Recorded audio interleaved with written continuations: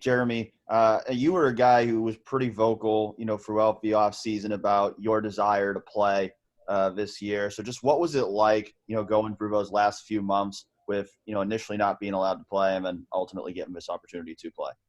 I'm sure everybody said it once we came in that day, August 12th. It's pretty heartbreaking, just all the work we put in this whole time, going home, doing all the workouts at home and staying on track as a team.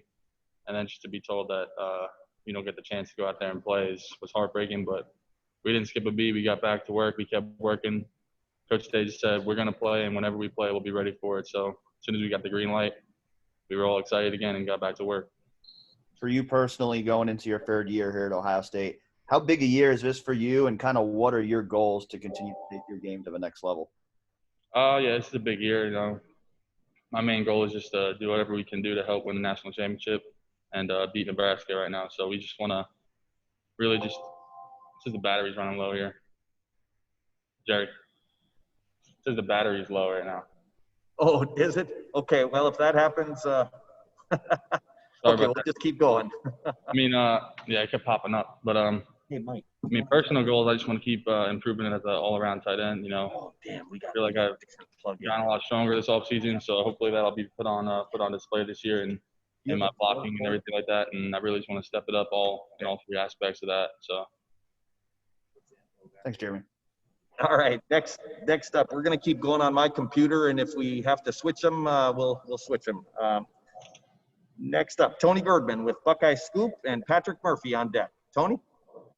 Jeremy, you mentioned Ryan Day telling you guys on the 12th that you'll just keep practicing and whenever you guys can play, you'll be ready.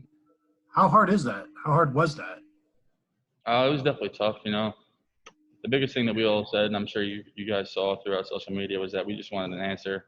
All the stuff we've done throughout the offseason and leading up to it in the fall, we just wanted to know when and who we were playing against and to really focus on that, just to give you something to look forward to. It was kind of rough just working and doing workouts in practice when you didn't really have an idea of when we were playing. But, like I said, getting the green light to go really lifted up a lot of guys, and then the energy's been really good these last couple practices outside. Next up, Patrick Murphy with 24/7 Sports and Tim Hall on deck. Patrick? Jeremy, I know you're one of the veteran guys, but I assume that you still take tips, coaching points from Luke and Jake. What do those guys still have that they can teach you day in, day out? If you just watch them and do a lot of little things, right, whether it's on the field or even just in the classroom or outside of the field. So really I just go for them if I have any questions. They've always been really good to go to and talk to about stuff. We've gotten really close this year, and they do a lot of little things, right? Like I said, like if you watch Luke play, he does pretty much everything you ask of any player. So you just want to watch him and keep learning all the little things, because once you start getting that down, then you become really one of the great players here. Thanks.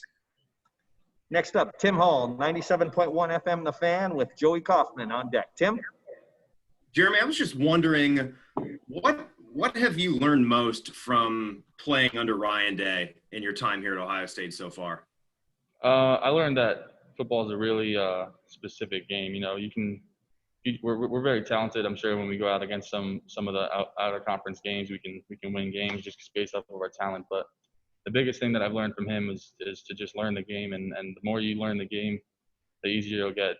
He said the other day, you don't rise to the occasion. You go down to the level of your training. So the biggest thing for him I've learned is that just be mentally prepared, whether it's in the film room or just keep working on your mental toughness.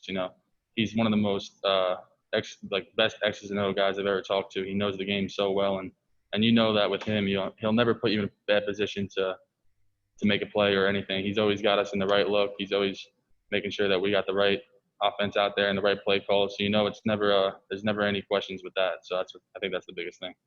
Do you guys as teammates kind of talk about just how, I don't know if lucky is the right word, but what his future holds as a coach? Is that something you guys discuss, on how good of a coach you guys have right here, right now? Yeah, we definitely talked about it.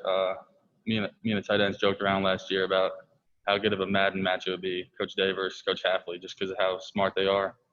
And, they really know the game so well, and we're really blessed because everybody knows that whenever you talk to him, you're really getting a bunch of good tips and you're really hearing something that you can take forward.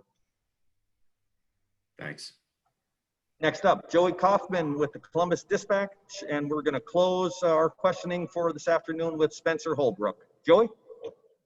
Jeremy, during the last session, Jake was mentioning that, talking about the running game a little bit, and he didn't think you guys would miss a beat going from JK to Master and Trey the way they've performed, I guess, in some of the preseason practices. Now being able to kind of work out with both of those two, what have you seen from them? It seems like they both really understand how to practice hard. I mean, coming in, it must be tough to really get understand and buy into the culture. But it seems like Trey really hasn't missed any steps with that. He comes in and he just practices hard. He's not really outspoken. He just does everything right, and he looks like he's really promising out there. Fast, he runs hard. He seems like he understands a lot. And the same with Master. You know, he's very reliable. He's a great guy, and he just seems like they can just be reliable every down guys. We've successfully done a little bit of behind-the-scenes maneuvering. Our last questions will come from Austin Ward with Letterman Row. Austin? Sorry, Spencer. Jeremy, can you talk about your March or April project, whatever it was, to build that squat rack and get through the pandemic? Yeah, it was once we were back home in March, it kind of really got really bad where I'm from in Long Island. It was one of the worst spots with Corona. So I was working out with my buddies in his garage, and once it started to really heat up, my parents thought it would be best for me not to really go out as much anymore.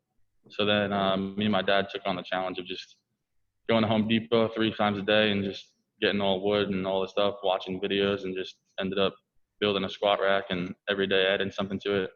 And it really was something that not only was it good for me to keep getting workouts in and be safe, but it was cool to really do that with my dad and my brothers and get to spend some family time that normally we wouldn't really get. And so it was really cool.